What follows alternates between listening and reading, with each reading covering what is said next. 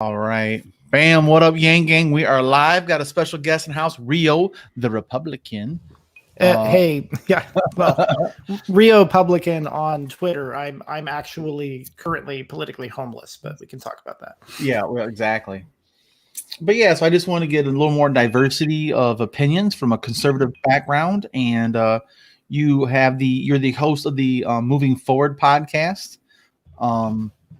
That's right. You've been doing that for a while. How long have you guys been podcasting on that platform? Oh, just a little over a year, year and a half, something like that. We started during the primary because we backed Yang in the Democratic primary. Right. Yeah, man. So we've both been at it for a while. I've been over a little over 2 years now myself, like a little over about 2.5 years. But yeah, man. So I just figured we'd bring you in here to talk about these topics. I'm gonna bring up the articles. Where's that? Damn.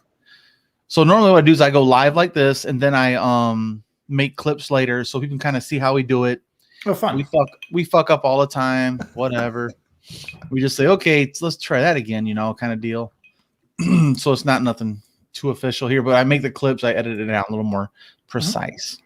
Great. Yeah, just give everybody a heads up. Tonight we're gonna be starting off with talking about the Novavax is applying for the FDA's emergency use for the vaccine. And then we have, good gravy. We have the Oklahoma governor banning critical race, gender-based theory in public schools and universities. So they're going back to the Stone Ages. And then there's mucormycosis, a black fungus affecting COVID-19 patients. They've seen some new studies on this, so this will be not a good sign if it's too much, but it's a funky one for sure, man. Now this guy always comes in and says Nigeria, then he never says another thing. I don't get it, dude. Okay, and here's Mia. Perfect. All right. Of course, Che is always in here every single time. I love it. Thank you much for joining us, guys. Yeah, and also in Twitter Spaces, if you guys want to check out what's going on in Twitter Spaces, we have Ariel on Twitter Spaces. They're actually listening while we're live streaming. They're actually listening to the live stream, and then if they have a comment or a suggestion or pushback, any kind of counterpoint, whatever, they can jump in here and ask us face to face if they'd like to join us in here. If not, they discuss it. You can have discussions in Twitter Spaces. So I'm trying to play the idea of Twitter Spaces being a call-in show, / auditory comment section, because you have the comment section running, then you can actually speak about it, And then we have Brock here saying, I'm waiting for Oklahoma to unironically legislate some book burning. Yeah, well, yeah, they love, I love the poorly educated. Okay. So how you doing tonight, Mia? It's been one of those days. Couple of days, but I've spent enough time complaining and being depressed about it, so I'm ready to do something positive and get this done. Fair enough. Well, I know Rio's only got about an hour, so let's try and be as efficient as we can. Sure thing. Well, this should be fun. So we're talking about the news. I like it. Yeah, so we just have those 3 different clips. I do an intro and an outro each time. That way, when I can clip it out, it's easier to find the edges and work my way in with editing. So I'll do an intro. I'll introduce you and pitch it over to me and say what we got going on tonight. And then we'll jump into the articles. Okay, cool. But yes, we have Ariel ready to go. All right, so we'll start with the first article. Is the Novavax is applying for FDA emergency? Yes. All right. So, you guys ready? Cool. All right. Bam. What up, Yang Gang? Welcome back to the Trickle Up. And we got a special guest tonight. Of course, it's me and Mia as usual. And we have Rio Publican on Twitter, shortly otherwise known as Rio. Hey, nice to see you guys. And Rio's from the Moving Forward podcast. He's been doing it for quite a while. And we want to bring more diversity of thought. And Rio's the Republican. He's a conservative background, lifelong, I believe, right? Yeah, conservative, not necessarily Republican. You know. Okay. I was never Trump. Oh yeah, I definitely know that about you. But yeah, go ahead and tell everybody about your podcast. What you talk about over there, typically. Yeah, sure. Well, it started as a Yang Gang podcast during the Democratic primary. My progressive co-host Corey Cottrell and I decided to just have a conversation about how both sides of the aisle and all other sides of the aisle could support the same guy. Since Yang dropped out, we've moved on to other topics. We also have now a cycle of recurring co-hosts. So Corey's one of them. But most of our co-hosts are significantly to my left because that way we get balance on our show. As the anchoring host at this point, I have a lot of power to kind of control the narrative. So I like to make sure to keep it pretty balanced. Although I do occasionally have another conservative on. Yeah, for sure. Well, sometimes we can't find a lot of differing opinions either. So we're always looking for more pushback, if you will, and to bring up both sides of the coin, because that's just really what the mainstream media, corporately sponsored media does not give you, is both sides of the story. Yeah, unfortunately, a lot of grassroots stuff doesn't really do that very well either, does it? No. We're all horrible about jumping into our own echo chamber, which is comfortable, and that's where you see growth by doing that. And a lot of people just go the easy lane first, and they challenge once they get a little bigger. I mean, honestly, I find talking only with people who agree with me kind of boring. I don't know about you. I absolutely do, because that's why I tell people I love to have my mind changed. If we just have more information, but yeah. So what do you got on the low for us tonight, Leah? Okay, well, tonight we're going to be talking about how Novavax is going to apply for the FDA emergency youth authorization. There it is, right? It's for the youth. Yes. So this is an article. Oh, sorry. Go ahead. I said it wrong. I need to retract there. Oh, you want to try it again? Okay. Yeah, it's for the Novavax. Tonight we're talking about the Novavax. Damn it! Why? I told you today nothing is going right. All right. Tonight we're going to be talking about the Novavax application for FDA emergency use authorization. I almost did it again, man. That's all right. It's a tongue twister. It's definitely a mouthful. Yeah. Vaccine manufacturer Novavax plans to apply for Food and Drug Administration emergency use authorization in the third quarter. It will also apply for use with the UK Medicines and Healthcare Products Regulatory Agency and the European Medicines Agency. And the announcement came as part of its first quarter earnings report. They expect to produce 100 million doses per month by the end of the third quarter, but previously they were aiming for 150 million doses per month. So this is backtracking on expectations. Yeah, it sounds like the classic overpromise and underperform, the Elon Musk style of promises, But yeah, they're trying to come with it. Does it say in the article if this is a RNA one, mRNA one, or if it's just not that I saw. Yeah, so it's going to be the fourth one if it gets approval. And it says it looks like it's like a flu-led positive immune antibody response. So it looks like it's a traditional vaccine, not the mRNA types with Pfizer and Moderna. But if they get that and they actually perform like they promised, which they haven't, they're kind of slipping on their timelines. But 100 million more is needed. So hopefully we can go to places like India that are really, really struggling. They're being ravaged over there in India, and I'm sure we're not too far behind. If we just get one plane full, we're in trouble once again. So we're really not. We have Texas and northern Texas, I call Indiana, who is also opening back up without masks here locally. What do you think about this, Rio? Well, more options is obviously good. I think if it's true that it's more of a traditional vaccine, that's impressive, because part of the reason they were able to develop a vaccine so quickly is because mRNA is a new technology that made it possible to develop it faster. So that's great. That's a sign that the world working together to solve a common problem like a pandemic is possible. We need to do that with other existential threats like climate change. So I'm happy to see that happening. I will say about the problem in India. Sorry, guys, as someone on the right, I'm always paying attention, and being part of democratic politics is kind of new to me. So seeing like the far left of the party, the kind of the Bernie wing of the Democratic Party, going after Biden because, oh, we're hoarding the vaccines and we're not giving to the poor people in India. From what I understand, that isn't true. The Biden administration has been offering aid to India. And a lot of vaccines are actually made there. It's a highly populated country, and it's a really, really hard logistical, just difficult thing to get that many vaccines to that many people.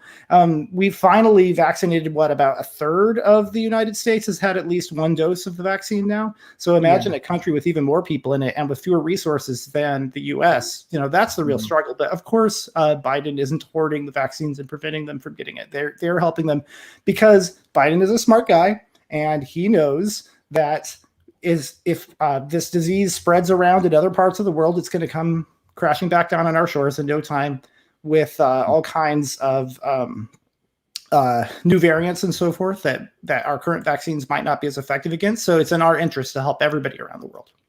Yeah, and that's another thing is too. I don't think people really realize they have 1.3 billion people. Yeah, that's a lot of people. We have 331 million according to our new census from 2020. So that is 1/4, guys. There's 4 United States populations in India. And we're still struggling to vaccinate all of our people. So just imagine. Yeah. Well, and the thing is, like you said, it is being made over in that area. So why ship it to us so we can give it back to you? That's just stupid. Yeah. Well, I'll just let that stand. Yeah. Go ahead, Pina. I was going to say something. Hold on. Let me regather that thought. Yeah. Okay. On the note of the left, and their complaints, it is interesting to note that is indeed a very slim number, though, that do have that complaint. Even on the Bernie side, the numbers heavily favor Biden's approval with the pandemic and all that, and his handling of it. Something like 90% Democratic, 64% independent. So, like, the majority of people do see that efforts are being made, particularly with the pandemic. So, I think that's a perfectly valid point. I try to put things in perspective and remember that Twitter isn't real life. On Twitter, you would think that 50% of Democrats are communists, but we know it's more like 0.05%. So, take it for what it is. Yeah. Yeah. And that is what we're up against with this onslaught of algorithmic, rabbit holing of us all and put us in these echo chambers. And it was like, I need to take just a 2-minute break. Give me just a second. I'll be right back. Yeah, no problem. Okay. She got to take care of the little guy. But yeah, well, so I'll edit all this stuff together. But yeah, man, we've got a challenge here still, like, again, with the information. And I think, like you're saying, we're just over a third. I think we're close to 40% roughly. So there's been 220 million doses put out. So that's 110 million people. Yeah, that might have been a slightly outdated. I mean, it's moving so fast, but also I didn't the administration basically double their initial goals. So they're actually moving faster. I mean, yes. So Biden, again, kind of conservative of him, I'll say. He underpromised and overperformed, right? Dude, that's smart. Yes, that's right. Sets himself up for success. Just like with just a side note, this will be edited out, So a side note, I see his pattern with the vaccine. I see this pattern now with pulling out of Afghanistan. He goes, by September 11th. Why the hell would you announce you're leaving? First of all, that's not a good strategy. Second of all, I think that he is going to under promise than overperform again, like pull out earlier. So I think it gives him 6 months to kind of go, okay, we said we're going to leave on September 11th, but we're actually going to be leaving earlier. Hopefully we can leave earlier. Worst case scenario, September 11th, we're just going to pull the Band-Aid off, Yeah. But I think that gives him time to work with the other allies. Yeah. I mean, if I don't agree with leaving, but since he's made that decision to do that, I think that's a smart way to do it. Yeah. Well, you don't announce, hey, we're leaving next week. So they can, oh, okay, well, I guess we'll just wait for all the fuss till the week after that. You know, like we'll double down on our resources for the following week. We're really afraid as hell, you know. Yeah. Anyway, sorry, we had a side note about Biden and the Middle East.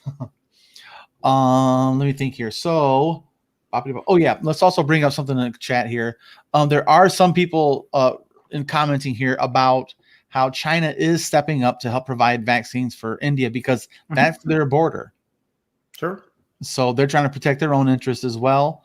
And China has like a little over 1.3 billion people. I think it's 1.4 billion people in China. So yeah. They're a little richer too, so they can afford to help, which is good. Yes, and they have the labs and stuff there to the infrastructure, I guess you'd say there. Considering they had the Wuhan virus cough happen there. I still think it was a mistake in a lab, personally. I don't have no data to back that up, but I think that it's very possible they were jacking around with it just like we were. Anthony Fauci supports this. He supported us gamifying viruses to work on our techniques and stuff like that. So I have no doubts that we were doing the same thing China was. China just made a mistake. You know, as far as gamifying it. It's certainly possible. I don't think it's a crazy conspiracy theory, but like you said, there's no hard evidence for it yet. Yeah. But yeah, the epidemiologists I've listened to and read have said that that's a definite possibility. You know, one of the mistakes that the Trump administration made was they backed out of our oversight of China as part of our pandemic response task force that began under the George W. Bush administration that Obama ratcheted up. And, you know, the Trump administration defended it by saying, well, we kind of, you know, just moved it to a different branch and that sort of thing. But they really shut it down and stuck it under another branch. It would be like if you shut down the police department and then moved the personnel to the fire department, is a way of thinking about it. And so clearly that must have undermined our ability to keep an eye on what was going on in China, specifically with as related to pandemics and so forth. So I think that it's possible that if he hadn't made that bad decision, which I think was probably motivated more by personal animosity toward Obama than what was good for the country, we might have known about it sooner, and we might know more about it than we will ever know.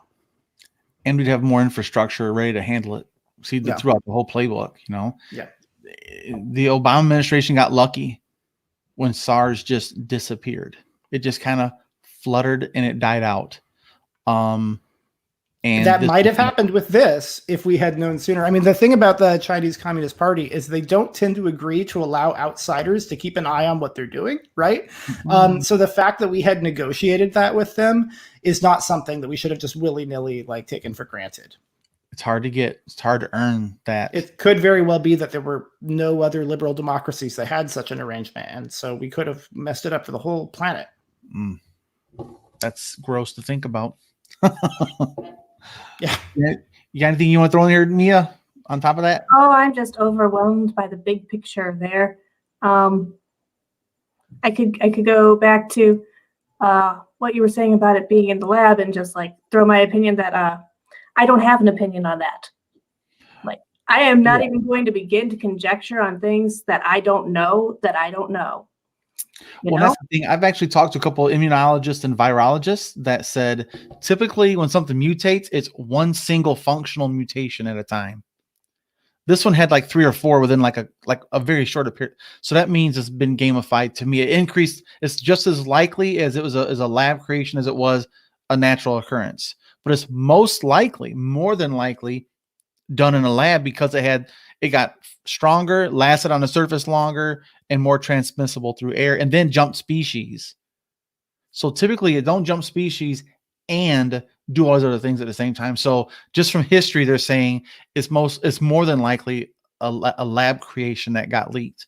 Given that we can't trust the Chinese government to be honest about that because they have obvious PR problems. Which, by the way, if it had been our government doing it, I don't know that they ever would have owned up to it either. To be fair, no. Right? We don't know the shit. But yeah, we may never know. We may never know. Yeah. I will say, on the other hand, we do have some environmental pressures on viruses to behave in new ways with our behaviors ourselves. Yes. We have really tamed them down to the point that they can't really survive in us. So in order for something to be able to affect us, it would have to be particularly aggressive in the first place. High chance of mutation to survive in our bodies with all this garbage we use in our bodies to fight off death, you know. But we yeah, put the pressure on. What's that? We put the pressure on. Yeah, for sure. Well, and that's why I always said this is my opinion. I have no data to back it up. It's just my opinion means that from what I've heard or what I've seen or what I've talked to so far. Yeah, I know. I think you guys have both been very responsible about making sure. Yeah, put all those caveats in there. Yeah. Caveat sandwich right here, buddy. Yeah. But yeah, guys, let us know what you think about this in the comment section. What do you think? Do you think Biden's doing a bad job by hoarding it, as some people have labeled him as, or you think it's a good idea to be responsible and tell India, we'll buy the doses from you, but keep them there? That's what they need us to do. We're going to buy the doses, we'll help them, and just don't ship them, give them out. And because if the supply chain goes down because of COVID, we're in trouble again. So you know that's part of the whole thing. It's a World Health Organization here. We need to act like a unit, a human species, not just a bordered up these man-made borders that makes us in the tribes. You know. And something that's important to remind my fellow conservatives out there is that foreign aid in normal times, and even during emergencies like this of the United States, has always been a very small percentage of our GDP. It's a very large dollar amount because we're a very wealthy country with a very high GDP. So, you know, 0.5% of our GDP means we might still be giving more total dollars than any other country in the world. When you can afford to be that generous and, you know, it's just like pocket change for you, especially when it benefits you as this does, because otherwise it becomes a problem for us. It's just like neoconservatives like myself like to remind people about foreign policy. You can't just put your head in the sand like isolationists like Donald Trump want us to do. You have to be aware of what's going on in the world, and sometimes you have to put your finger on the scale, because if you don't, it's going to come back to bite you in the ass. Clearly, we are experiencing that bitten ass syndrome. Yeah, that's a good way to wrap it up too, because that's what we've kind of put the blinders on, been looking down and like focus on here. Meanwhile, there's this thing coming at us. It's impending. There's obviously pending. Preventative medicine is the most efficient, cost-effective medicine. So the vaccine makes sense. Shutdowns make sense. A year ago would have made sense and been more effective. You know? Yeah, that's true. If we had done them sooner and faster and more across the board, we might not have had to do them for as long, which would have actually probably resulted in the economy sustaining less damage as a consequence of that. Yeah, which, absolutely. Again, an actual right-winger should care about. Yeah. And so now we got an impending doom of a housing crisis, and we got a homelessness crisis, and a future crisis of maybe long-term health consequences of COVID, where we don't know what the long-term health outcomes can be. We could have this whole generation that's going to be disabled permanently because of lung and heart damage. It's possible. I'm pretty sure I had it fairly early on, so I'm a little worried about that. Yeah, I was actually visiting my mom in La Jolla, which is a beach suburb of San Diego, when the breakout happened. And San Diego was one of the first places hit. So at that exact moment, I came down. I was the sickest I've been since I was a kid. Was in bed for 2 weeks. So it's entirely possible that I caught it really early on. It was so early that the doctors, they didn't know what to tell me. They just said, stay home. And so I extended my visit to my mom's until I was recovered, and then I returned home to beautiful Northern California, where I am now. Well, I'll keep on knocking on wood. I'm a healthcare provider, and I've never gotten it. I've been super cautious, and boy, oh boy, in my defense, I didn't know there was anything to catch, because by the time I caught it, it was, by the time it hit the news, I already had it. Right. Yeah, it's one of those things. They didn't have any testing yet. There's no telling. Well, it's not the flu, but it's something like the flu, and just go home. Sleep it Yeah, off. and I was never diagnosed, but I am worried about the long-term side effects. My doctor told me I just recently got the second dose of the Moderna vaccine. That people who did have it, there's some preliminary evidence that if you get vaccinated, it can reduce the side effects of having caught it in the first place. The long-term side effects, hopefully. So we'll see. Yeah, we're all gonna be waiting for those studies to come out when we get a year past, all that stuff. I'll be waiting for that. Definitely doing a deep dive. Yeah. Yeah. We'll actually be talking about a interesting development regarding COVID long-term side effects a little bit later on today. Yes, that's our next clip. We talking about a new problem. But yeah, let us know what you guys think about that in the comment section. While you're here, of course, get a video like, hit that subscribe button, ring notification bell, yada yada yada. Go check out Rio at Moving Forward Podcast, of course, at Rio Publican. His links will be in the description box. Thanks for joining us, guys. We'll see you guys next time. And like always, Yang Gang. Bam. All right. Good deal. Okay. So the next one is that let's skip down to the other one about the mucormycosis. They're related. Yeah. We're just doing back to back. I'm going to pull that one up. That's on boomlivetv. Something or other. IN. I only got about halfway through summarizing this one, so. Okay, yeah, but still, this is super interesting. Okay, you got bullet points too. Good deal. All right. Or about half the article, as I said. Okay, yeah, that's no problem. So I'm gonna throw it to you. That I'm gonna go ahead and read ahead while you're discussing the first bullet points. I'll jump down to the second half of it, try and have a little rebuttal. Before we do start, then I recommend you go to the webpage because for some reason it completely messed with the format when I pushed it over. Yeah, I got the no paragraphs. Okay. Yep. Cool. Sorry. No problem. All righty. Let me see where we're at there. There's that. Good deal. All right. Ready to roll? Good deal. All right. Bam. What up, Yang Gang? Welcome back to the Trickle Up. We have Rio in the house, of course, and Mia again. What do you got on the low for us tonight, Mia? Tonight we're going to be talking about a strange after effect of COVID that is occurring in some patients that's been reported in India. They call it black fungus or mucormycosis. I'm probably not saying that correctly, but it's something like that. The Indian Council of Medical Research has issued an advisory about the existence of a rare fungal infection. It's also known as black fungus. Dr. V.K. Paul, member of NITI Ayong, has said that it is very uncommon among patients who do not have diabetes. So that's good news for most people. Unless you have diabetes, I apologize. It's not so good then. Yes. Cases are being studied, and he assures it's not a big outbreak, but it's a serious infection caused by a group of fungi, and they are present in the air as well as in contaminated surfaces and enter the body through nasal passages. So masks are good for that too. Hospitals in Mumbai, Delhi, Ahmedabad, and Bangalore have been reporting its presence since December. And they raised red flags suggesting that it cannot be ignored as a post-COVID complication. And finally, there have been some reports of deaths in related cases, and some of those deaths have been after the patients have recovered. And a final side effect that is noted is loss of vision. And the numbness in the nose where the black fungus secretes from their nose, the nasal passage.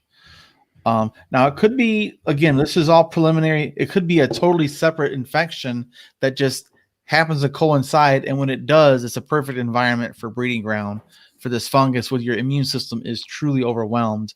And then this fungus gets to go haywire, and that's very possible. But also, let's see here. Where'd it go? Let me pull that back up. So another big side effect, like with regular COVID, it's loss of taste, loss of smell. Well, this one is numbness in the nose and vision problems. But I think thinking as a healthcare worker, the diabetes thing is diabetics have poor circulation and they have it affects their vision, and so that seems like a higher, and plus fungal infections and high blood sugars kind of go hand in hand, because they get a lot of severe diabetics get this really bad fungal infection of the skin of the lower body as well. Not to be gross, but that's just the way it is. That's what I deal with firsthand. But yeah, so this is kind of early, but still it exists, you know, and it's specifically in India. So I'm curious if it's not like a fungus that's specifically in India, you know, native to only India. It's possible.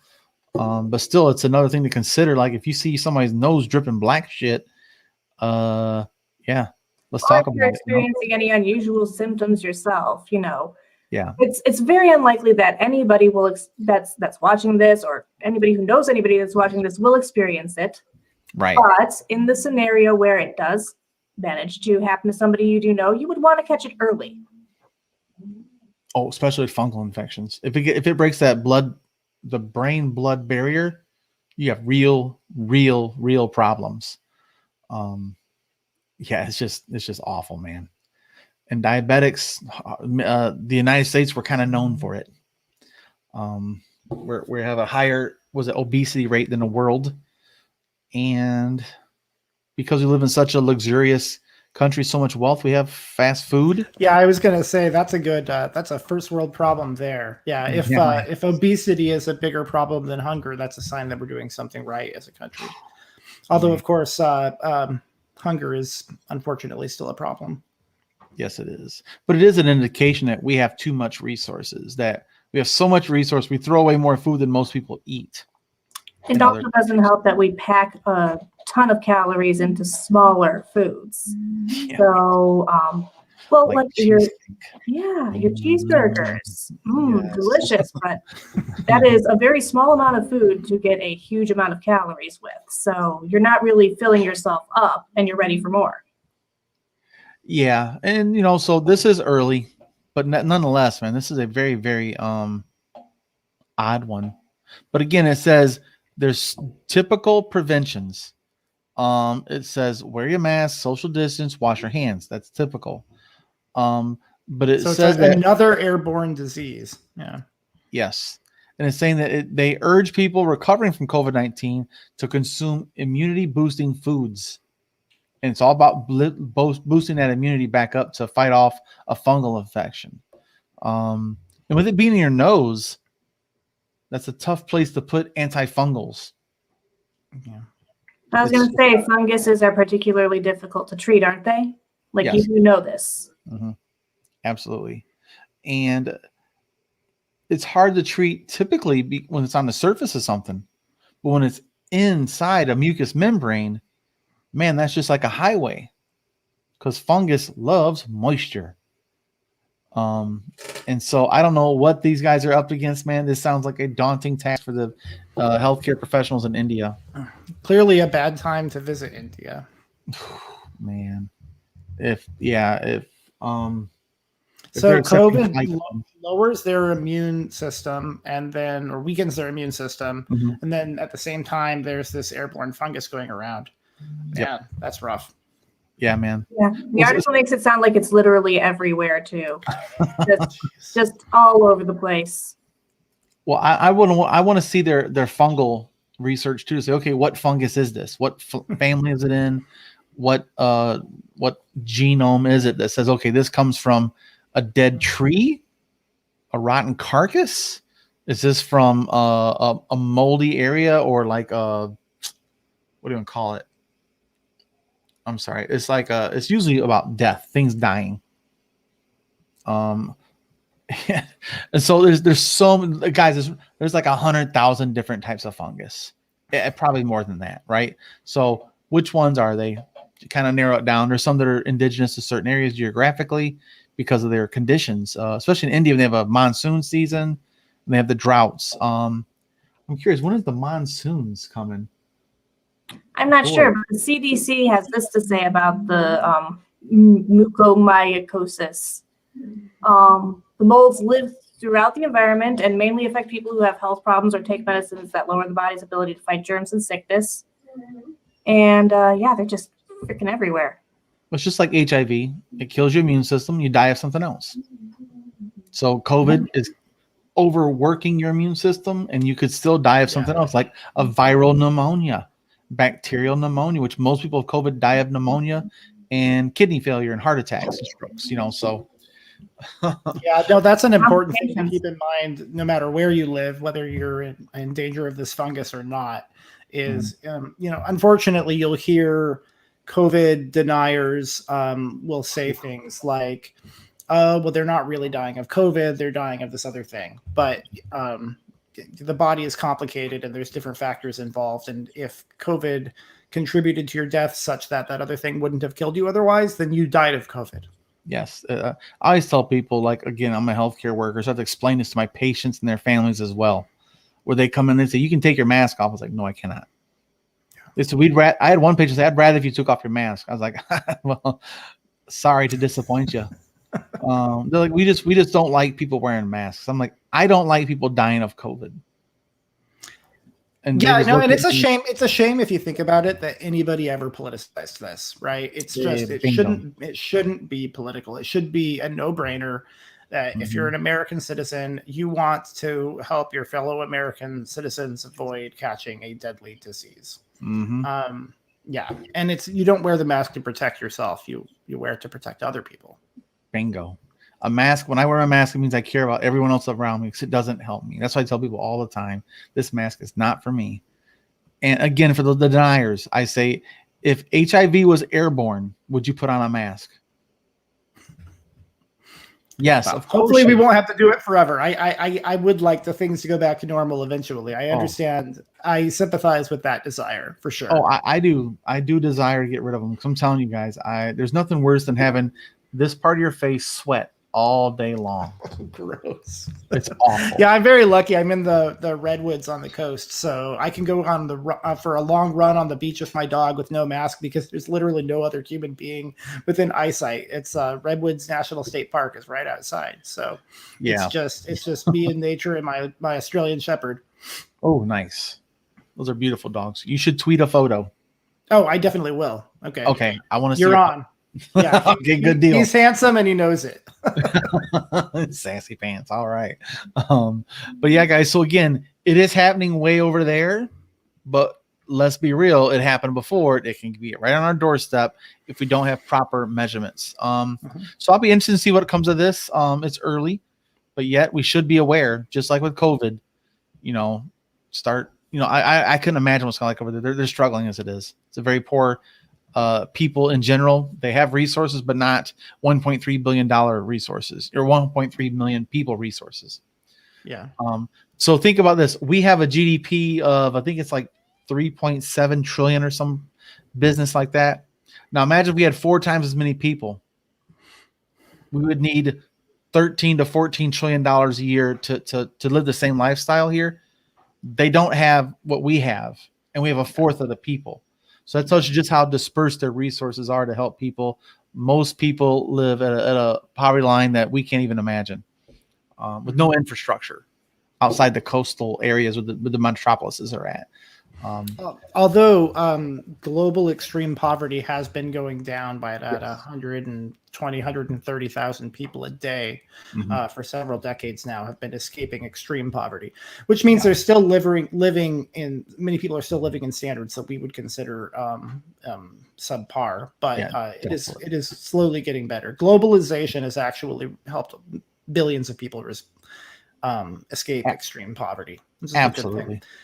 It's something to keep in mind because wealthy first world countries like ours, the middle class and working class are getting the short end of the stick on globalization. We're not getting richer at the same rate. I mean, it makes sense. Countries that, there's a diminishing returns at some point, Yeah, we're in a funky economic crisis ourselves where the gap is getting bigger and bigger and bigger every year passing. When we keep bailing out the top percentage and we let the rest of us fail, that's what you're going to get. Now, that's why we've got to vote for Andrew Yang, guys. That's right. But yeah, guys, let us know what you think about this, man. How freaked out are you about fungal things dripping out of your nose? But if I was in India, I would be very freaked out about it. Yes. I was freaked out enough that I was like, yeah, we're covering that. Yeah. It's just more information that the mainstream's not covering right now, guys. Is what we're doing. But yeah, guys, let us know what you think about this. How scary is this to you? Do you have family in India? I'd like to know. If you do, please comment and let us know what they are experiencing. I'd love to know that firsthand. And leave a comment. Let us know if they want to reach out. That'd be great. I'd bring them on, man. Let's talk about it. I'd love to hear their first person point of view on the streets over there in wherever, New Delhi or something. I don't know. Where they have to have Wi-Fi, right? But yeah, just leave us a comment. Let us know what you guys think, and like, share, subscribe, all that regular business, and thanks for joining us. We'll see you guys next time. And like always, gang, gang. Bingo. Yeah, that's gross. Shit. So we do Yang Gang. Is that what you do? Always Yang Gang. Or Yang Gang for a Y? Is that what that is? Or is it like live long and prosper? Dude, I've been doing this for 2 years, man. I'd even like it was Yang Gang. it was from Russell from Grassroots, and some other people started a couple years ago when I know the Russell, Yang Gang first got going. And when he starts this video, he goes, He's quite a character. He's awesome, man. I love that guy. He's the very first Yang Gang person I met in person in Detroit, Michigan. He drove from North Carolina to Detroit. I drove from other side of the state to Detroit. We met up in Detroit, and he stuck out like a sore thumb, a crazy country sucker with a tank top. And they painted him and his wife painted their car in Yang Gang like what do you call it, stencils. Nice. Yeah, I met him outside of CNN studios in Detroit, man. It's awesome. He's one of my very first people that's been doing YouTube as long as I was on it really. Yeah. We had him and his wife Alana on the Moving Forward podcast. Yes. Way back in the day. Because we were all OG Yang Gang together. I remember that's my that. boy. Yeah, they're So pretty he used to always go. I don't know why he does this thing. I love it though. It's his thing, man. Well, then I didn't really notice it until someone told me on my own thing when I was just like, bam, what up, Yang? I've been doing it. I didn't know I did that every time. Well, that's why it works. It's natural. That's why it looks good. I really didn't notice it, man. Oh man. But yeah, it's just something I've always done. So I always will do it, I guess. I can't think of one for the trickle up, like a trickle up, middle finger up. That looks a little too familiar, yeah. Yes, that's right. But yeah, guys, check out the hat, man. This is the prototype. Nice. Yeah, there it's it a good is. looking hat. Yeah, it's clean. It's a fit. It's a flex fit. Oh, nice. So this is the prototype. I'm making more of these. I got a guy in California mocking them up for mass production, and I'm gonna do a pre-order here very soon. So the price point is gonna be between 25 and 30, depends on what their price point is for production, out the door, shipping. Do they breathe well for running? I like to wear a cap for running. Well, this one has like a sweat cap on the inside. Nice, yeah. Sweatband. I don't know how breathable. This is like the Nike golf hat. Oh, okay. Material. Well, I could wear it for golf then. I do less of that than running. It's 92% polyester, 8% spandex. So all right, maybe I'll get a hat for my golf wardrobe. Yeah, I gave my son the other one I made because he's a golfer too. He golfs on the high school team. Nice. He loved them, and I think white's a clean color for the summer. I really like the asymmetrical design. Most hats have like just centered off. That like it's really clear and it's nice. I like things off centered too, just slightly. Because we're not off. We're a little off center ourselves. We're kind of leaning one way or the other. But that's why I have it. So if I'm wearing the hat, it's on my right, but to you, it's on your left. It's not left. It's not right. It's forward. That's why I kind of chose it to be like that. You know what I mean? Everything's symbolic with me, man. I think about this shit ahead of time. There you go. Okay, nice. So I know Rio's got to go in here in a couple minutes. Let's go ahead and rock out this last one, which is the Oklahoma Governor Band. Jesus. This fucking guy. Okay. It's frustrating. Oklahoma, I feel bad for those motherfuckers. Okay. Ready, Mia? Rio, we're good? Oh, yeah, we're set. You're topped off? What you drinking tonight? This is Maker's Mark. Yep, you guessed it. Yeah. I know. Well, I remember when I had you guys on, whatever you was talking about Makers way back when, too. Oh, really? Yeah, man. That's funny. All right. That's the only reason I remember that. All right. So, okay. Bam. What up, Yang Gang? Welcome back to the Trickle Up. We got some more news for you today. What do you got on the low for us tonight, Mia? Hi, boys. Today we're going to be talking about how the Oklahoma governor is banning critical race, gender-based theory in public schools and universities. Oklahoma Governor Kevin Stitt signed a bill into law Friday that restricts how race and gender-based content can be taught in public schools and universities. Now more than ever, we need policies that bring us closer together, not rip us apart, the Republican governor said. I firmly believe that not 1 cent of taxpayer money should be used to define and divide young Oklahomans by their race or sex. The bill, 1775, passed through the state's legislature with overwhelming support. It prohibits the teaching that one race or sex is inherently superior to another, and that an individual, by virtue of his or her race or sex, is inherently racist, sexist, or oppressive. Supporters of the bill believe it prevents racial stereotypes, while opponents note that it could have a dampening effect on discussions about race and gender discrimination. I happen to be in that second camp. Well, let's define critical race theory, right? First and foremost. It's an academic movement of civil rights scholars and activists in the United States who seek to critically examine the law as it intersects with issues of race and to challenge mainstream liberal approaches to racial justice. It examines social, cultural, and legal issues as they relate to race and racism. Sounds like a good approach to because it's all about reforms. And they're trying to say, don't point out the differences because it applies to us all the same, which it clearly doesn't. And so that's kind of like they're trying to say, I don't see color type of thing, which is outdated to me. I'm assuming you guys want my take on this. Absolutely, Rio. Okay. I have kind of a middle ground centrist perspective on this. I do think that social justice is important.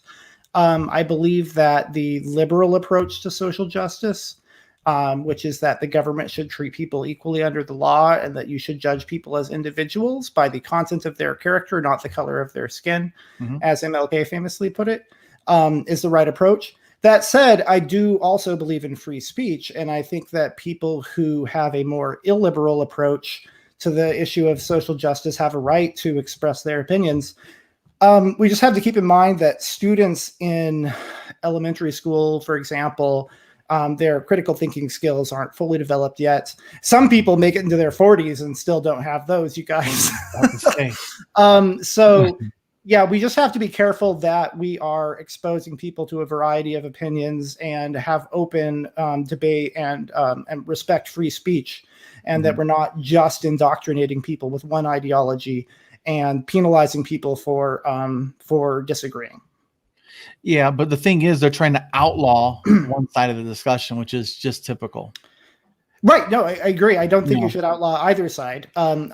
We just have to make sure that if it is being taught in public schools, that people are not only being taught with that one perspective, especially because, frankly, it really is rather radical. It's a different approach to social justice. It is, as it says in that description you just read, explicitly runs contrary to the liberal approach to this, which used to be considered progressive just 5 years ago.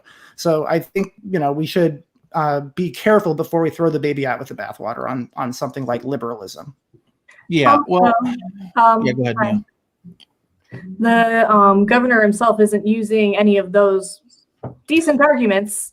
Well, I'm willing to bet he probably doesn't like the liberal form either. So we'll stipulate that. His claim is that the law will prevent young children from being labeled as oppressors or made to feel guilt and shame, which none of those things inherently do. So outlawing them doesn't actually fix that problem in any way. So if that was the conclusion, that would be valid, in my opinion.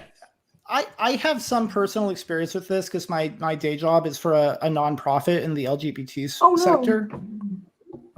Oh, did we lose me? Did my connection cut out or something? No, you're good. I think Mia's freezing up for a second here. Oh, okay.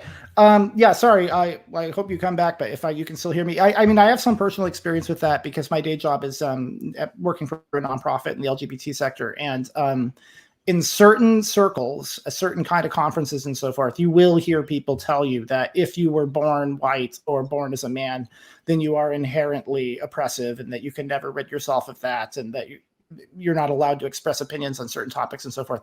And I do think that there are a lot of people in the Democratic Party, a lot of people who consider themselves progressive in the Democratic Party, worried that some of that might be going a little bit too far. But I think it's safe to say that this governor doesn't like the lip form of social justice either. So, I'm not speaking for him or in defense of his law, which I haven't read. Right. And that's what I'm referring to specifically is what Boyce defined there, which is critical race theory and the things that they are outlawing. Not anything taken out of other things. In our schools, this stuff is not being taught in the way that he is presenting that it's being taught. That's just not happening. Yeah, they're mischaracterized. None of that is happening. Yeah. They all want to control the narrative by framing it. That's typical. That's normal everyday politics right there. But when it comes out to when policy becomes applied is the problem. And I understand the point of just because you're born cisgender white male that you're the oppressor is not I never take that personally because it's not talking about me. It's the systemic policies that have divided us and created a class of people that are so poor that you really don't have much infrastructure, any kind of support around it. That's why we had affirmative action. That's why we had the HBCUs. They're necessary. They're created out of necessity, not because of willy-nilly, oh, let's do this. It's out of necessity. So that's where I kind of come into it. It's like, I don't take this shit personally. Like, all cisgender white male, blah, blah, blah. I get it, but I don't take it personally. Because I got some thick damn skin, I've been called, yeah. So it doesn't really bother me. But there is something ironic about seeing alt-right trolls whining and talking about how they have special victim status. Certainly, I'm a little hypocritical of them to do that. Yeah. It's hard to play victim when you have all the privileges. Like I have privileges, guys. I was born white, male, straight in the United States in 1975. That's something I didn't earn.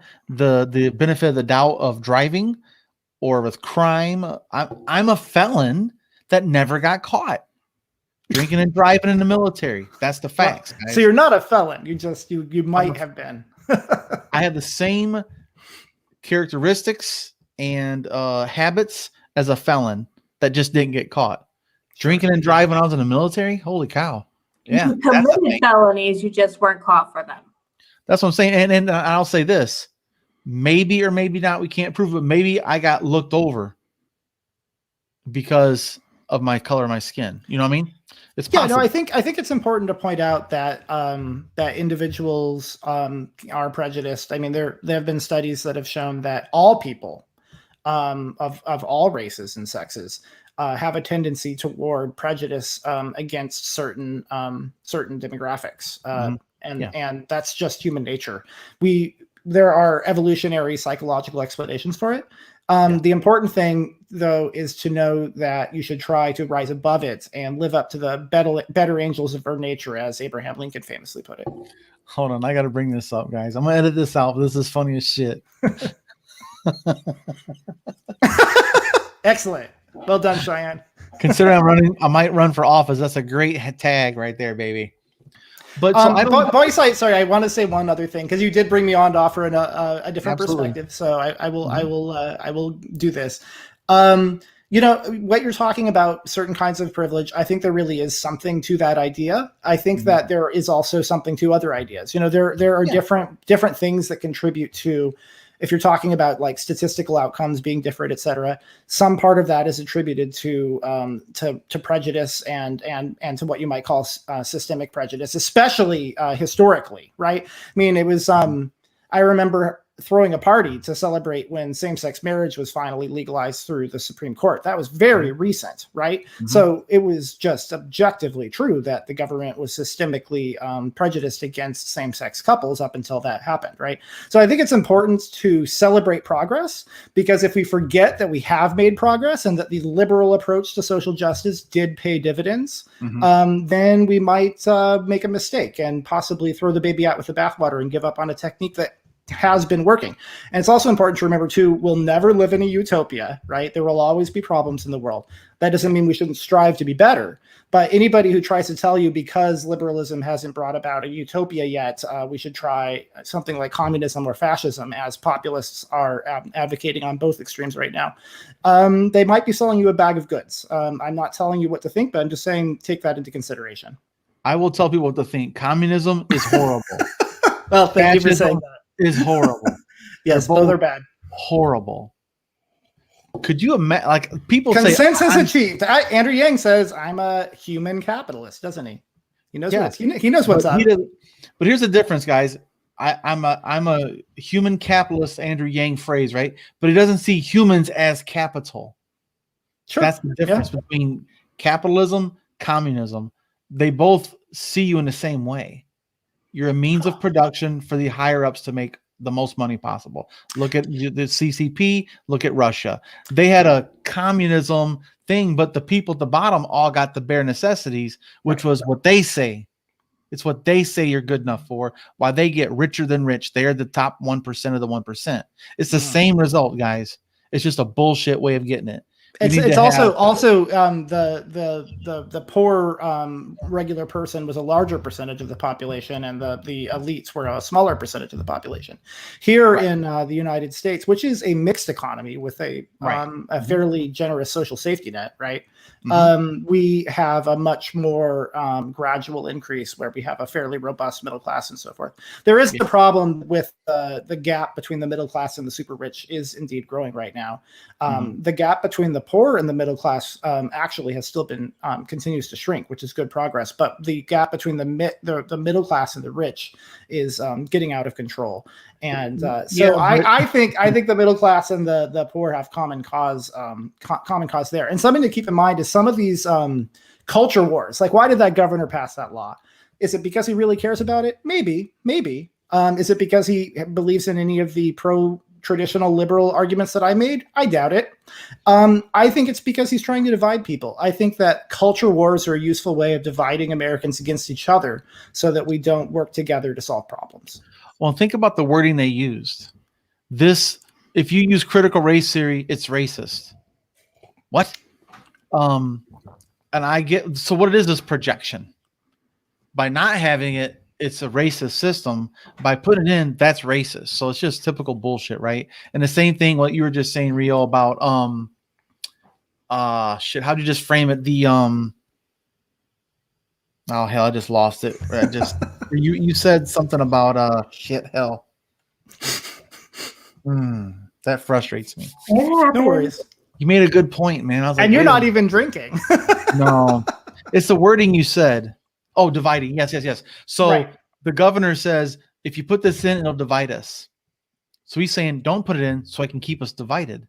You know, I have to say, whoever wrote that speech did a pretty good job. It does. It sounds pretty reasonable. Again, I haven't read the specific law. I don't know. I don't really know what is or isn't being taught in public schools in that state. I don't know. If people are being taught that all white people are inherently prejudiced and should never be allowed to express opinions about issues of race, for example, if they are shutting down debate, that would be a problem. Free speech does have to go both ways. So I can all but guarantee you that is not something that is happening in Oklahoma State schools. I can. That's a valid point. I'll give you that one. I'll give you that. Maybe in Silicon Valley private schools, maybe. Yeah. That's it. Well said. Okay, I'll give you that one. I think it is mostly about dividing people, and so these wedge issues are something that we all need to be careful not to fall for. Andrew Yang is very good about it. He took a lot of criticism from some of the more loud advocates of identity politics because he wouldn't play the identity politics card. And he said, look, like, we have to win in the middle of the country. We have to win in the flyover states. We have to win in states where people don't think like you. And, that's only going to help me what? That's going to help me get votes in states I'm going to win anyway. That's terrible political strategy. So, let's be pragmatic about what it takes to actually seize the power that we need in order to get through the policies that we want Yang to pass. Yeah. I honestly think that this was mostly about messaging from the governor, and that he does not actually care about the law itself as much as he cares about sending out a message to liberals that they need to back the fuck off. And that's his opinion. And he is passing a law that helps him with his bias. Whether or not it's right or wrong, I don't think that's his reasoning. Well, it's all about the base, right? He's trying to win an election. Mm-hmm. He will win this election with that type of policy agenda. That's just the way it is in Oklahoma. It's like 80% red. Yeah, and primaries are kind of a problem. We recently did an episode of the Moving Forward podcast about this with Joshua from New Progressive Voice, another Yang Ganger. And we talked about how primaries, whether they're open or closed, but especially in the case of closed primaries, what it means is in a gerrymandered district, you're essentially, the primary is the only election that counts. And a lot of people don't vote in those primaries because they're from the other party. And what that means is not only do the Republicans get their pick, but they get the most radical extreme base of the Republicans get their pick. And you have a similar problem in extremely blue districts where because of the fact that a Republican is almost certainly not going to win the general election, there is an overrepresentation of the most radical left-wing elements of the Democratic Party in those districts. So doing away with partisan gerrymandering would be good for both parties, would be good for the country, because people would have to compete for the middle. Well, I'll say this. We live in Michigan. Me and Mia both do. And we have a very progressive legislative policies, but not legislative representation, which is kind of odd. But we have term limits, and we voted on gerrymandering. We voted to strike down gerrymandering and rezone everything with a independent committee. Well done. And so it won't be the politicians don't get to draw the lines anymore. It actually gets to be the actual citizens that are volunteering to be on a board, and they're redrawing the districts to have like 700,000 people per district evenly. And the premise is to make them all 50-50 toss-ups. Is the idea is make them all toss-ups and the better policies win. And so I will say something about the Michigan gerrymandering thing that's interesting. Yeah. A personal note. I actually got one of the random selection things initially. Yeah. And they must have phased me out. They're still talking about hiring people, even though they sent out all those things, or they were still talking about it, even though they sent out those things. So it's not really randomly selected anymore. I don't know what they're doing, but it's not. It's never going to be randomly selected. Well, originally they did send me, like, I was randomly selected from a pile, but now they're taking applications from people too. If you're taking applications, that's not random. Yeah, I applied to be an independent representative because I'm not a Democrat or Republican. So it's supposed to be five Democrats, five registered Democrat citizens, 5 Democrat Republican citizens, and then 5 unaffiliated, independent, or whatnot, not part of duopoly. And that way to keep everybody in check, which I think is the right way to go. And they're doing it right now in Lansing as we speak, and they're going to release the zones in December, I believe. So then I'll find out if I'm going to run for Congress, what district I'll be in, and what seat I'm running for. And I can't wait to upset the apple cart. And that'll let me know if I'm running as a Democrat or an independent. Nice. So we'll see. I'm hoping to get the Republican chair for my county to come on and talk to me for a little bit too. Yeah, that'd be terrific. That'd be great. Sorry, go ahead. Go ahead, Mia. I was just going to say I'm getting my 10 o'clock bag a little bit as expected. Oh, I see, because your internet. Yeah. So go ahead, Ariel. We're gonna wrap it up after you. Oh yeah, sure. As a conservative who is registered as a Democrat and who voted, I actually intended to vote for Andrew Yang, but he dropped out before he made it to California. So I ended up voting for Biden, which was mainly an anti-Sanders vote, because at that point it looked like it was either going to be Biden or Sanders. Everybody had dropped out and endorsed Biden. So that's what I did. And then I voted for Biden in the general election against Trump, because I don't believe that the new alt-right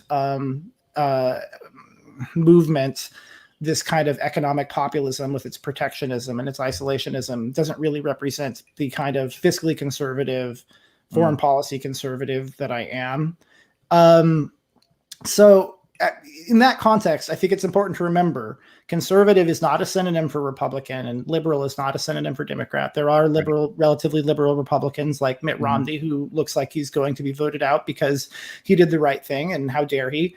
And there are conservative Democrats, and there used to be a time when there were more of those, and that probably was a good thing for the body politic. So let's and there are illiberal Democrats on the far left who push communism, for example. Oh yes, right? yes. Yeah. So just like there are fascists on the alt right, who I think you could argue. Maybe you might call them right wing, but you certainly wouldn't call them conservative. What are they conserving? They're trying to destroy democracy. So the coalitions are a lot more complex than the binary would have us think. And Andrew Yang is a great candidate for reminding us of that, because he has an appeal across all over, from center left to center right. And that's why we need ranked choice voting. Period. Agreed. I'll also note that Yang has an ability to piss off people across the board in weird places, in very strange ways. Yeah, yet he's still the front runner for mayor of New York. So we'll see. Well, I will be going in June. I'll be live streaming that bad boy. I can't wait. Nice. But yeah, guys, let us know what you think about that in the comments section. And thanks for joining us. We'll see you guys later. And like always, gang. Cool. All right, so I know Mia's Wi-Fi goes to shit at 10 o'clock roughly, and then you got to get going anyway. So now I'll just cut this shit up. I'm 10 minutes late for dinner with my wife. I seen. It was I was nice. like, It was fun though.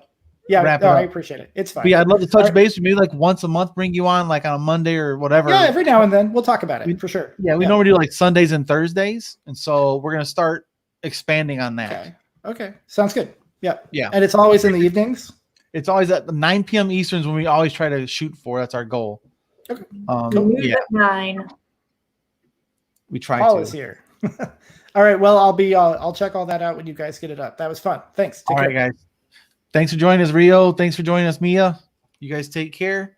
All right, you guys go jump out. I'm gonna bring in someone from the Twitter thingy here. Happy night, boys. Cool. All right, see ya, Mia.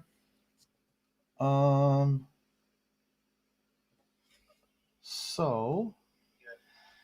Happy night, boys. All right, see you, Mia. Whoop. Oh, my bad, guys.